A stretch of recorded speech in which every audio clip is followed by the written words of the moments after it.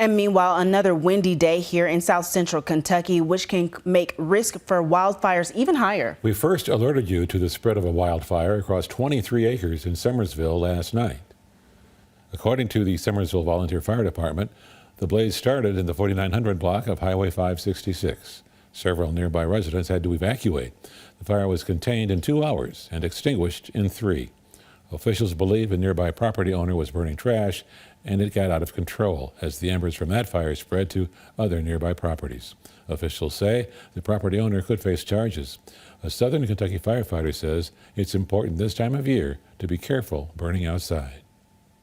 It keep me anything from throwing a cigarette out the window down the road, or somebody just in their backyard burning brush and walking away from it, and then before they know it, they've got their whole backyard or multiple acres is on fire.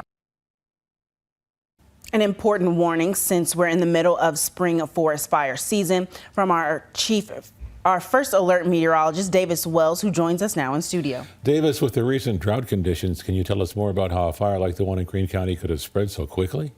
Yeah, Gene. So believe it or not, actually, our entire region, south central Kentucky, is not under any sort of drought conditions right now. But with the certain conditions that we had with the high pressure overhead and that much drier air settling in, even with the winds, it's managed to dry things out very, very quickly. So while we're still not in any sort of drought situation, but the air itself is relatively dry, even with a little bit of moisture that's on the ground, when you've got those wind speeds as high as they are, that's going to dry the surface out very quickly, including that vegetation that is around over in Summersville region. So just to kind of give you an idea, we had that high pressure that was overhead. When we have high pressure, we've got that cooler, drier air, of course, settling in. We've got the dry vegetation then, of course, dried out from those winds that were overhead. We then continue to have the sun even acting on drying some of it out. And really all it takes is one little spark to have the wildfire start and then quickly spread, especially when you've got those much stronger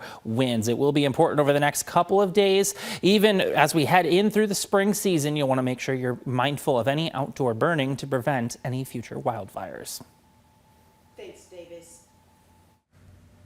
Thanks, Davis. Very informative information there. Now, spring forest fire season is now through April 30th, and that means it's illegal to burn between 6 a.m. and 6 p.m. within 150 feet of any woodland. You can face serious fines for setting a fire.